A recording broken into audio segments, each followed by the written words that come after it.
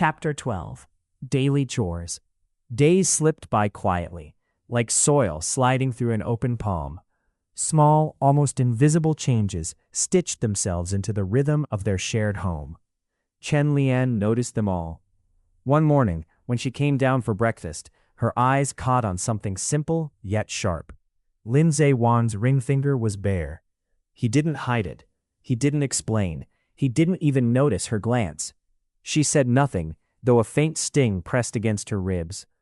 Not enough to hurt, just enough to remind her that this was a contract, not a promise. Still, she wore hers.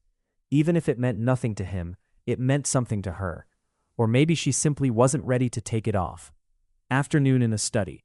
The sun dipped low, pouring soft gold over the quiet study. Books lined the walls, the scent of paper and ink filling the room with a gentle warmth. At the desk, Zeyuan sat with a heavy crease between his brows, glasses sliding to the tip of his nose as he turned another page of medical notes. Across from him on the sofa, Lian held her sketchbook open, pencil resting against untouched paper. Her eyes drifted more often than she intended, toward him. The steady way he read, the quiet rise and fall of his breath, the almost imperceptible tremble of his hand before he stilled it.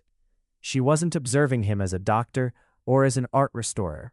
She wasn't even trying to observe him at all. She just looked. Maybe because this was the first time in days he seemed calm.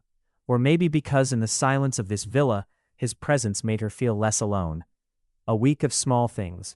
In the days that followed, she began noticing the smallest details. How patient he was, always. How he never raised his voice. How he listened with a kind of careful attention most people didn't possess. When she dropped a mug one morning, he didn't flinch. He simply picked up the broom, sweeping the pieces himself.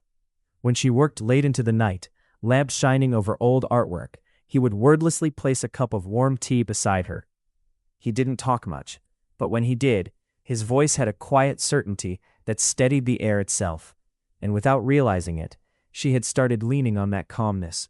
Not emotionally, but as if her heart finally had somewhere to rest for a moment. Today, that calm finally cracked. His latest case, a patient he'd followed for months, still showed no improvement. He had gone through every file, every theory, every detail, yet nothing changed. His pen slipped from his hand with a soft clatter. He pressed his fingers to his temple, eyes closing, breath uneven. From the sofa, Lian hesitated. Then she rose, walked softly to his side, and placed a glass of water near his elbow. "You've been staring at that page for a long time," she said gently. He blinked, as if surfacing from deep water. "Oh," he exhaled, looking genuinely surprised. "I didn't notice." Her lips curved in a small, almost shy smile. "You never do." For a brief moment, the space between them warmed, not as strangers, not as a contract, but as two people quietly learning from each other. He straightened, nodding softly. "Thank you." She returned to her seat, sketchbook open again, though her hand trembled faintly.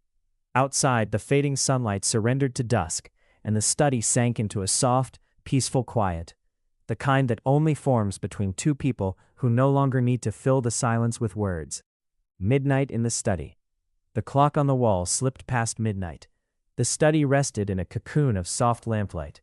Papers and medical reports fanned messily across the desk. A half-finished cup of coffee sat forgotten, its bitterness hanging faint in the chilled air. On the couch, Zeyuan had fallen asleep sitting upright, head tilted slightly against the armrest.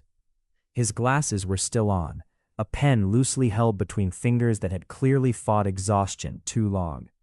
Beside him, the top file read, Case 14, Psychogenic Chromatic Loss, a trauma-induced disappearance of color perception. Lian had only come in to bring him tea, but the moment she stepped inside, her steps grew quiet. He wasn't the composed doctor with perfect posture and controlled mannerisms anymore. He looked human, deeply tired, peaceful in a way that made her chest tighten unexpectedly. The lamplight softened the harsh angles of his face, his lashes casting faint shadows. His breathing was slow and steady. The weight of unspoken burdens etched gently at the corners of his eyes. She hovered there, unsure if she should wake him. Instead, she placed the teacup silently on the desk and pulled a light blanket from the chair. When she leaned down to cover him, her fingers brushed his sleeve, warm, solid, grounding. Her heartbeat stuttered. She had seen him countless times, the distant psychiatrist, the man who read emotions for a living but rarely showed his own. The man who seemed too calm, too controlled, almost untouchable. But this version of him, asleep, vulnerable, utterly unaware of the world around him, felt startlingly close, almost painfully so. Without meaning to, she whispered, barely a breath, "You take care of everyone else, Dr. Lind, but who takes care of you?" Only the quiet hum of the night answered. She lingered a few seconds longer, memorizing the rare softness in his expression, the delicate rise and fall of his chest. Then she turned off the lamp, plunging the room into a gentle silver calm, and slipped out. The faint aroma of toasted bread and green tea drifted through the quiet house. Morning sunlight filtered through the sheer curtains, turning the air into soft gold. Zeyuan woke on the couch, a dull ache in his neck, reminding him he had fallen asleep where he worked. The blanket slipped down to his lap as he sat up, blinking slowly. He didn't remember covering himself. He never slept this deeply. On the low table beside him sat an empty spot, a faint ring of warmth still lingering on the wood where a teacup must have been. Someone had been here. Someone had stayed long enough for the warmth to remain. He exhaled quietly. There was only one person who would have moved that silently. From the kitchen came the gentle clink of dishes, soft, careful sounds, as if the person making them didn't want to disturb the peace of early morning. Zeyuan ran a hand through his hair, pushed himself up, and followed the sound. Lian stood at the counter wearing a simple cream sweater, her dark hair loosely tied back. Her movements were precise but tentative, as though she was still learning the rhythm of this house. The morning light fell over her shoulders, warm and soft. She didn't hear him until she turned with a plate in hand. "Oh," she startled, quickly steadying herself. "You're awake. I didn't mean to disturb you. You looked very tired last night." He paused at the doorway. "You didn't," he said quietly. His voice held its usual calm, but something gentler threaded through it. "You didn't have to make breakfast. Butler Wu can handle it." "I know," she replied, setting the plate down, "but I wanted to do something, even if it's small." Her voice trembled slightly at the edges, not weakness, but the raw echo of the difficult days she'd been living through. Zeyuan took a seat at the small dining table, fingers tapping lightly on the surface. "You're adjusting faster than I expected," he said, not as praise, just truth. She let out a faint, almost self-mocking smile. "Maybe because I don't have anywhere else to go." The quiet swallowed her words, anchoring them in the space between them. For a moment, neither spoke. Only the soft pour of tea filled the silence. Then, Zeyuan's voice came, low, steady. "If the world becomes too loud again, this house is a place you can rest. That was part of the agreement." She looked up surprised, not at the words, but at the softness beneath them. "Thank you," she whispered. And this time, the gratitude didn't hurt. The silence that settled afterward wasn't heavy. It was gentle, almost safe. As she turned toward the window, sunlight brushed against her cheek, and in the air near her shoulder, Zeyuan saw it, a faint shimmer of pale gold, barely there, warm and quiet. He blinked. Maybe it was just the morning light. Late evening in Lin Zeyuan's study. The clock ticked softly beneath the steady whisper of rain against the window. Lian stepped inside with practiced quiet, carrying a fresh cup of tea. She never announced herself, never intruded, but she always noticed when the cup on his desk had gone cold. She placed the warm mug beside his papers. "You should drink before it cools," she murmured. Zeyuan hummed in acknowledgement, eyes fixed on the dense pages before him.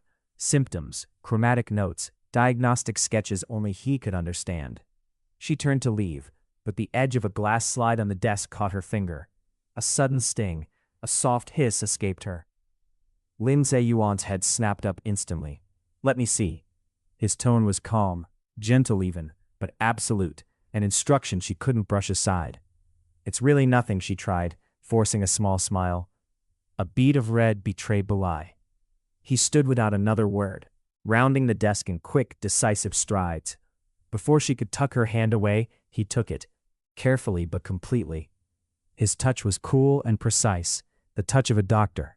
Yet there was something different now, something steady, almost protective. He retrieved the tissue, pressing it lightly to the small wound. His thumb rested near her pulse, warm against her skin. Neither of them spoke. Up close, the lamplight carved his features into quiet softness. His jawline, the faint shadows beneath his eyes, the loose strand of hair brushing his forehead. He wasn't the distant psychiatrist the world admired from afar. He was simply Zeyuan, close enough for her to feel the warmth of his breath. "You should be more careful," he said finally, his voice low. She met his eyes. "And you say that like you don't forget to eat half the time." It slipped out, gentle, teasing, too honest. His expression faltered for a heartbeat. Then something subtle happened. The corner of his mouth lifted, a fleeting smile that softened everything about him, so brief she almost thought she imagined it. He looked away quickly, withdrawing his hand, though his thumb lingered on her skin just a fraction too long before letting go. The silence that followed wasn't cold. It wrapped around them like the warmth of the lamp. Zeyuan cleared his throat. "Go rest. I'll finish here." She didn't move immediately. She watched him return to his desk, the way he leaned forward, hair falling slightly, shoulders lit by the golden glow of the lamp. He didn't see it, but she was smiling, soft, involuntary, a smile that felt like it came from someplace new, someplace unguarded. Her heart gave a faint, unsteady flutter, and for the first time, she didn't push the feeling away. Soft evening light spilled into the study, washing the room in warm amber hues. Books lay stacked unevenly near the couch. Open medical journals were scattered beside Lin Zeyuan's laptop. He had drifted halfway into sleep, glasses slipping down the bridge of his nose, when the door opened quietly. Lian stepped inside, an envelope held carefully in both hands. "Dr. Lin," she said softly, stopping near the doorway. He blinked awake and straightened. "You don't have to call me doctor at home," he said mildly. "Zeyuan is fine." She nodded, but her fingers tightened around the envelope. "There's an event next week," she began, "at the museum." He waited. "They're officially reopening the West Wing," she continued, "after the restoration. The work I was doing before my brother's accident, it's finally complete."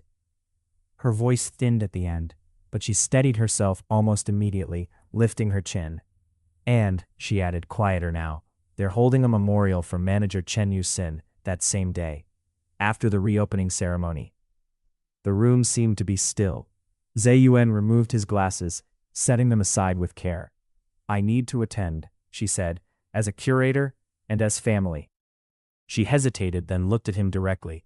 "That's why I came to ask you." The envelope shifted slightly as she extended it toward him. "I thought, maybe you could come too." He didn't take it yet. He remembered every charity banquet he had declined, every hospital gala he had avoided, every crowded space that fractured his vision into unbearable layers of noise and color. "I don't do well at events," he said finally, his tone calm but deliberate. "I know," she replied immediately, stepping closer. "You told me you don't like crowds." She paused, choosing her words carefully. "But this isn't a social spectacle. It's work and remembrance." Her gaze softened, "And I'd feel better if someone I know was there." That made him look up. She stood in the soft yellow light, quiet determination woven into her expression, gentle, composed, pretending not to notice how easily the world overwhelmed people who carried invisible burdens. "Beside me?" he asked. "Yes," she said without hesitation. "You won't have to talk much. You can stay close to me, and if it gets uncomfortable..." She stopped herself, then finished simply, "I'll make sure you're okay." The words were plain, unremarkable, and yet they reached somewhere inside him, which he kept carefully sealed. A faint smile touched his lips, fleeting. "You assume my only problem is people." She lifted one shoulder lightly. "You avoid them like they're contagious, so, yes, maybe a mild phobia." He looked down, concealing the quiet amusement that curved his mouth. If only she knew. Instead, he said, "All right, but you stay close." "I promise," she replied instantly, too sincere for something so small. He nodded. "Then I'll go." Her expression brightened, and together they prepared for the journey ahead. Relief and gratitude softening her features. To him, a faint white gold mist gathered around her. Warm, precise, steady. It lingered longer than usual. Safe. And yet, even as he watched it, something tightened in his chest. Because he knew what she didn't. When emotions surged too sharply, grief, fear, shock, even the softest white gold could flare into blinding white, and she had never seen what the world looked like through his eyes when that happened. Chen Lian closed the door behind her. The invitation was still clutched in her hand. Her heart felt unsettled, part nerves, part warmth she didn't dare name. But as she sat on the edge of the bed, another voice cut through the quiet. Lin Ruqiang's. He never goes to the boardroom. Your husband prefers hiding in his little hospital instead. The mockery scraped sharply now, louder than it had been that night. Back then, she hadn't understood. She had only felt a vague, instinctive urge to defend Zeyuan. Now, the words felt heavier. Her thoughts drifted to the first time she had seen him outside Dr. Han Yao's office. She had stepped into the hallway exhausted, and there he was. Lin Zeyuan was walking with his head lowered, gaze fixed on the floor, as though the corridor itself were overwhelming. He hadn't looked up once, not until he noticed her. And today, he had said, "Fine, but you'll stay close." Chen Lian leaned back against the pillows, staring at the ceiling. Stay close just to attend an exhibition? What kind of person needed that? She frowned, unease stirring. Was he shy, withdrawn, or afraid? The thought made her chest tighten. She didn't have an answer, but for the first time, she wasn't thinking about him as a contractual husband or a temporary shelter. She was trying, quietly, seriously, to understand him as a person. The realization startled her. "I'm thinking too much," she muttered, burying her face into the pillow. "It's just an exhibition." Her voice dissolved into the darkness. She turned off the light and let sleep take her, unaware that her instincts had brushed dangerously close to a truth he had spent years concealing. Inside the exhibition hall, the next day. The museum was quieter than it would be tomorrow. Only staff and curators moved through the grand hall, soft spotlights bathing restored artifacts in a warm, solemn glow. Footsteps echoed faintly. Ladders shifted. Voices murmured instructions. Chen Lian barely noticed any of it. She and Mei Shui worked in a practiced rhythm, checking labels, adjusting frames, and marking placements. "Lian, the jade set still doesn't have its label," Mei Shui called. "I printed the corrected one," Chen Lian replied, pen tucked behind her ear. "Table. Left side." "Your left or mine?" "Mine is neater. You'll find it." Mei Shui sighed theatrically. "Why are you like this?" "Efficient," Chen Lian said absently, already adjusting a spotlight. This was familiar, grounding, the kind of controlled chaos she excelled in, and yet her mind drifted. To Ru Qiang's polite cruelty.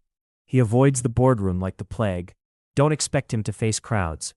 She remembered Zeyuan in the hospital hallway, head lowered, shoulders tense, as if the world pressed too loudly against him. How he had only looked up when he saw her, and how just yesterday he had said, "If you stay close, I'll come." Her pulse stuttered. Why would someone say that? Was it crowds, people, or something deeper? Something without a simple name. Mei Shui called her again, breaking the thread of thought. Chen Lian blinked and shook her head lightly. "I'm overthinking." She turned back to work, steady and composed, but the question lingered, quiet, persistent, waiting for the day it would finally demand an answer. Outside the museum, the car engine ticked softly as it cooled, headlights dimming beneath the warm spill of golden light from the museum entrance. Inside the vehicle, Lin Zeyuan remained still for a long moment, watching silhouettes pass behind the glass. Fleeting shapes, color, movement. Too many. He exhaled slowly, then reached for his phone. His thumb hovered over her name. A heartbeat. Then he tapped. It rang once, twice. Then, "Zeyuan, are you here already?" Her voice, slightly breathless, softened the tight coil inside his chest. Behind her, he heard footsteps, a ladder being shifted. Mei Shui complaining faintly about labels, and he could picture Lian perfectly, clipboard in hand, hair tied back, utterly focused. He murmured. I'm parked at the side entrance. A pause. Then her teasing voice. Do I need to come pick you up? A small, unguarded smile tugged at his mouth. I'm not a child, he said gently. I'll come in. There's a side corridor near the north gate. Fewer people. Good, she breathed. I told you the exhibition won't be that crowded. You said that, he replied, glancing at the bustling hall through the glass. But our definitions of not crowded differ. Her laugh, warm, loosened something tight in him. I'll be near the mural section, she said. Text me if it feels like too much. I'll manage, he whispered. I have my anchor. Your what? He cleared his throat a little too quickly. Never mind. I'll see you inside. When the call ended, he sat for a moment in the quiet. Then he stepped out into the autumn air. Too bright, too loud, too alive, but he moved. All right, that's the last label, Chen Lian said, stepping back to check the lighting on the restored painting. The spotlight settled over the silk, revealing layers of age and care, restrained, patient, complete. Her phone vibrated in her pocket. She glanced at the screen and answered quietly, her voice softening without effort. I'm near the mural section. A short distance away, Mei Shui paused mid-note. She didn't need to ask who it was. She had seen that expression before, not often, but enough to recognize it. When the call ended, Mei Shui walked over, arms folded loosely. He's here, isn't he? She asked, more observation than question. Chen Lian nodded. He just arrived. Mei Shui smiled, a mix of relief and curiosity. So, this is the famous first public appearance. It's not public, Lian corrected gently. There are barely any visitors yet. Still, Mei Shui said, glancing toward the entrance. I've heard about him for weeks and haven't even seen his face. I was starting to think you made him up. Lian huffed softly. I wouldn't survive that kind of imagination. Mei Shui's eyes drifted, not to the ring this time, but to the way Lian's posture shifted, almost imperceptibly, as if orienting herself toward someone she couldn't see yet. He doesn't like crowds, Lian added, as if explaining a rule already understood, so please don't overwhelm him. Mei Shui raised her hands. Relax. I'm curious, not reckless. She leaned in slightly, lowering her voice. You look steadier, compared to before. Lian didn't answer right away. Her fingers brushed the edge of the display table, grounding herself. Maybe, she said at last. I had time to breathe. Mei Shui studied her for a moment, then smiled more softly, no teasing. Well, whenever he's ready, I'll behave. But I am still judging him. Quietly. Lian shook her head, turning back to the artwork. That's unavoidable. She adjusted a tag, focusing again, though the faint curve of her lips stayed. Outside, Zeyuan was walking toward the museum entrance. Author's note, exciting.